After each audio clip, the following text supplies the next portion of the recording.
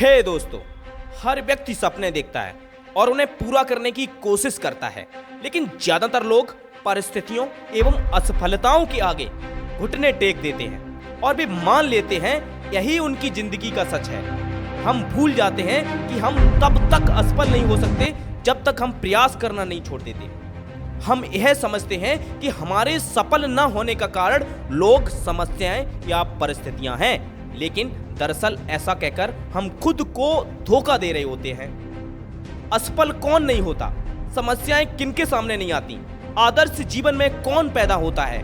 मेरे भाई, हर किसी के जीवन में समस्याएं आती हैं। ध्यान रखिएगा, कभी कभी जिंदगी आपके सर को ईंट से भी मारती है, लेकिन इसके बीच में अपने विश्वास को मत खोइएगा।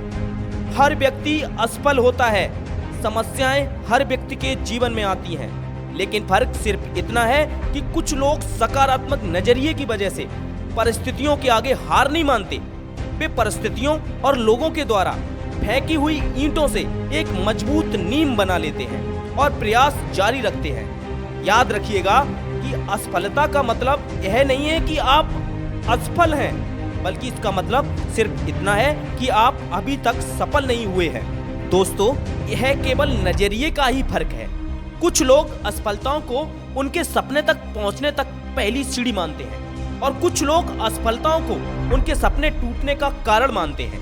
दोस्तों, जीवन में कठिनाइयां हमें बर्बाद करने नहीं आती हैं, बल्कि यह हमारी छिपी हुई सामर्थ्य और शक्तियों को बाहर निकालने में मदद करती हैं। कठिनाइयों को यह जान लेने दीजिए कि आप उससे भी ज्यादा कठिन हो।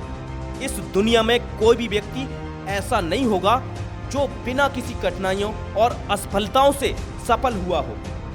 असफलताओं और कठिनाइयों का उद्देश्य हमारे सपने को पूरा करना होता है, क्योंकि हम बार बार भूल जाते हैं कि हमारे भीतर असीम शक्ति है, जिसके लिए नामुमकिन कुछ भी नहीं है।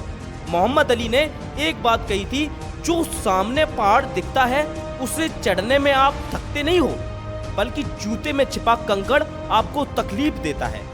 अगर जीवन में कठिनाइयां आ रही हैं तो इसका कुछ ना कुछ उद्देश्य होता है, जिसे हमें आत्मचिंतन द्वारा समझना होता है।